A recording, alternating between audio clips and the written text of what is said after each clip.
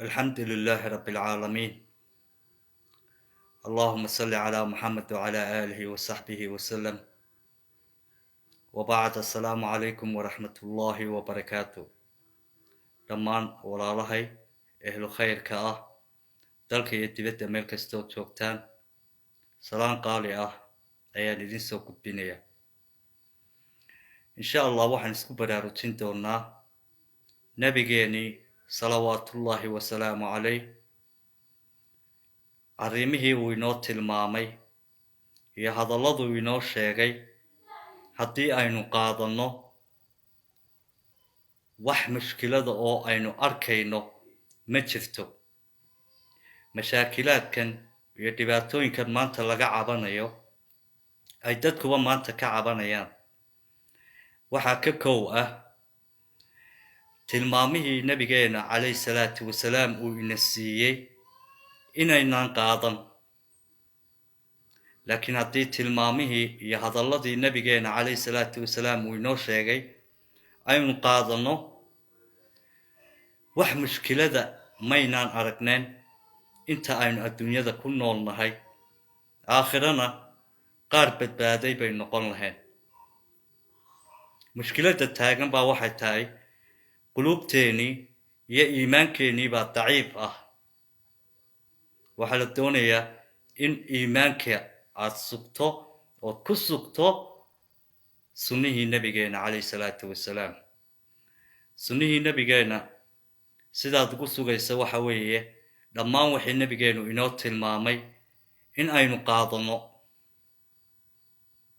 wuxuu inaga reebayna in aynu ka hadhno.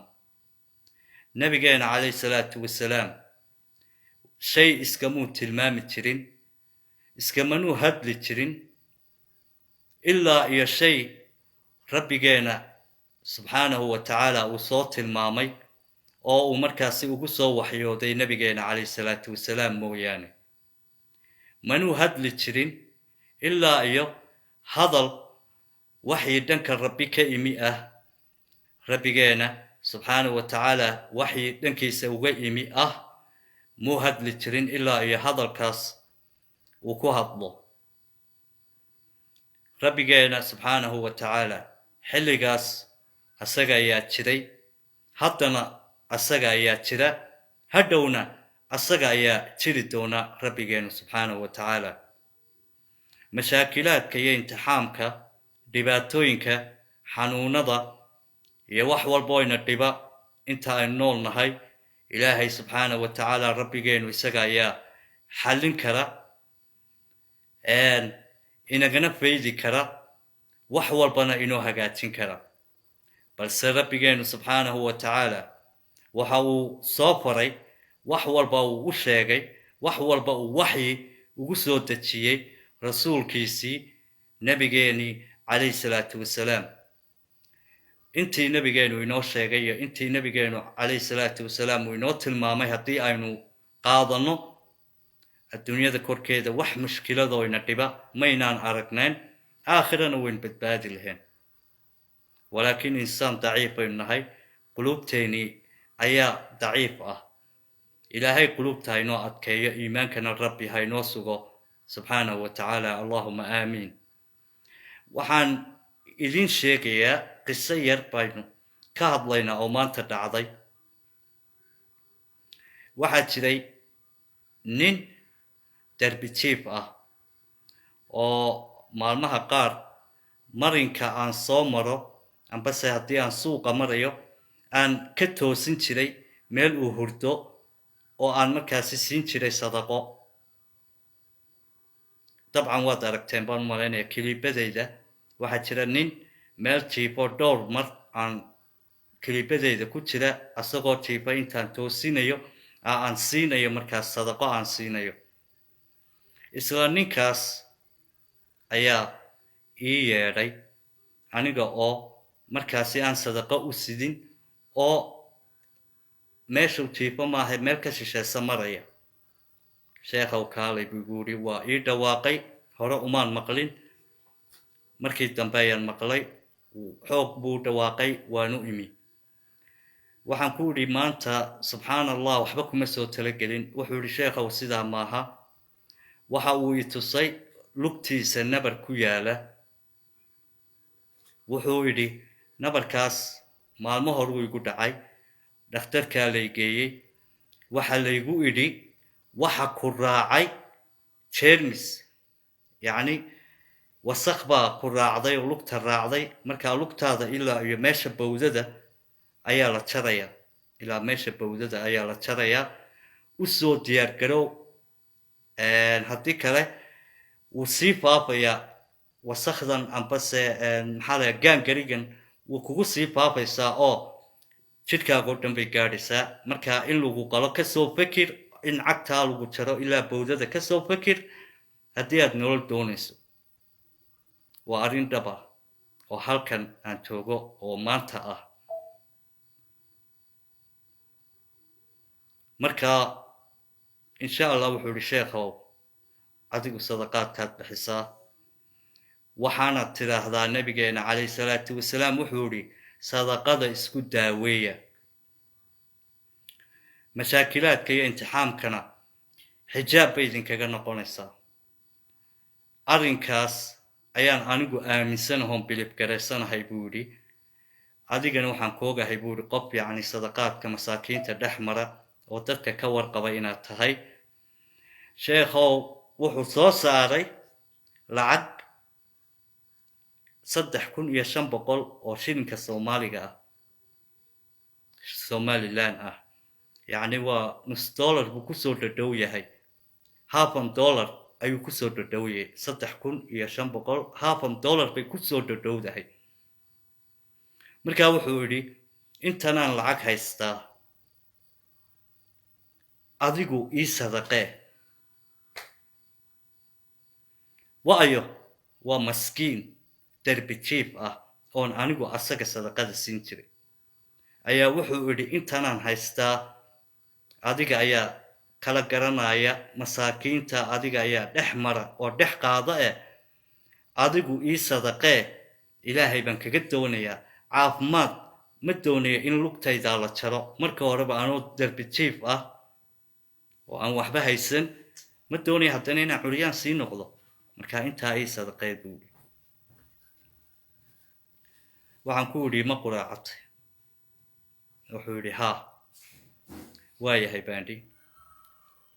intii baan ka qaaday. $50 bay ku dhadhowdahay. intii baan ka qaaday.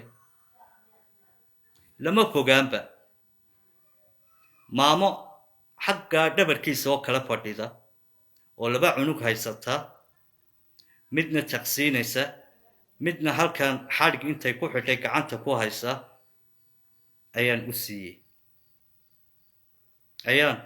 siiyey. ilaahay subxaanahu wa tacaala asaga ayaa nabiga calayhi salaatu wasalaam ugu soo waxyooday sadaqada isku daaweeya.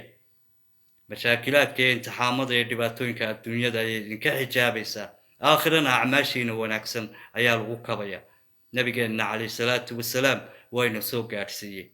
qofkii aamina ee qaata arrinkuu ilaahay ballan qaaday ee rabbi sheegay subxaanahu wa tacaala, dee nabigeena calayhi salaatu wasalaam unbaa geeriyoodee ilaahay waa nool yahay. xilligaana waa jiray, haddana waa jiraa, hadhowna waa jiri doona. markii nabigeenu geeriyooday calayhi salaatu wasalaam, ayadoo la yaaban yahay, muslimiintii yaaban yihiin, cumar binu khadaab miyuu ahaa mise abubakar al-sadiiq radia allahu canhu, labadaa khulfaa raashidiin mid ka mida ayaa mambarka istaagay. wuxuu idhi man kaana yacbudu muxammadan qad maata buu idhi. waman kaana yacbudu allahu xayun daa'im laa yamuutu abada. war qofkii caabudi jiray maxamedow, maxamed dhimayba.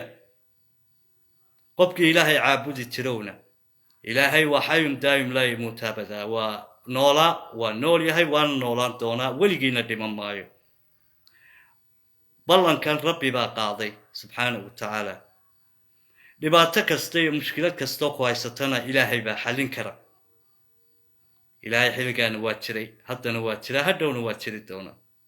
risaaladanan rasuulkiisa ayuu markaasi kusoo dejiyey nabigeenna calayhi salaatu wasalaam nabigeennana inaga ayuu ina gaarsiiyey tilmaamihii nabigeenu inoo tilmaamay haddaynu qaadano waan ku badbaadaynaa adduunyada mashkiladeenoo dhan baa xalismaysa mashkilad ma arkayno aakhirana waynu ku badbaadaynaa haddiise iimaankeenu daciif noqdo waxbay inoo hagaagi maayaan waan isku dhex yaacaynaa marba dhinac baynu cararaynaa waxba yaana hadan idinku daalin walaalahay baaraka allahu fiikum lacagtii maamadaas ayaan u siiyey ilaahay subxaana wa tacaala kurbadii ninka haysay waa kaga dulqaaday 12 duhurnimo qadada ayaa lala balansanaa inuu dhakhtarka aado oo lugta la soo jaro ilaa iyo bawdada markii uu dhakhtarka aaday dabcan dhakhtarku markiiba iskama jarayo baaritaan kala dib loo gelaya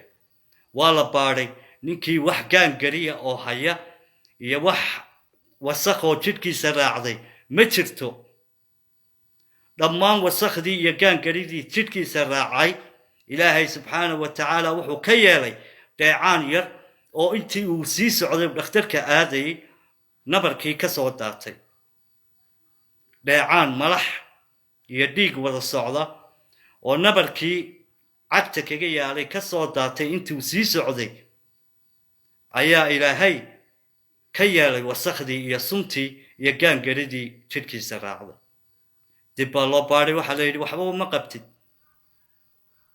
iyaga ayaa dhakhaatiirta isqabsaday ma kombyuutarkaa been sheegaya ma shaybaadhkiibaa been sheegayay ma siday wax u jiraan si ay noqotoba ilaahay ninkii subxaanahu wa tacaala wuxuu ku daaweeyey waxaan $50 gaadheen $1 waxaan gaadheen ayaa rabbi ku daaweeyey lugtii la jari lahaa wuu kaga badbaaday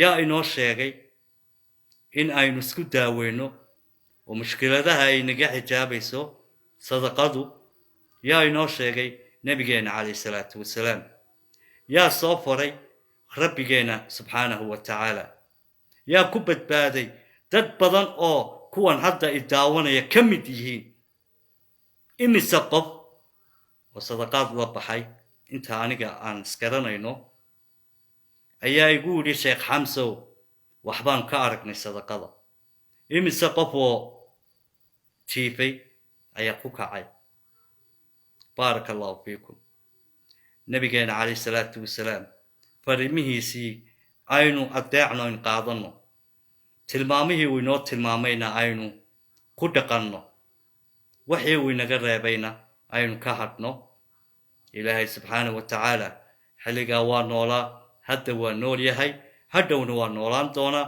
mushkiladahoo dhanna rabbi baa xalliya wixii risaale ana nabigeena calayhi salaatu wasalaam baa inoo sheegay baaraka allahu fiikum kilibkaa la sheergareeyo sadaqada ha la isku daaweeyo mushkilad kastoo ku haysata adigoo sunnihii nabigeena raacaya calayhi salaatu wasalaam ilaahayna kaga raba in uu dhibaatadaada kaaga faydo wixii aad hayso la bax liwajillah ula bax adduunka korkiisa mushkiladaaday xalinaysaa aakhirana waad ku badbaadaysaa acmaashaada wanaagsan ayaa lagugu kabayaa wasalaamu calaykum waraxmatullaahi wabarakaatu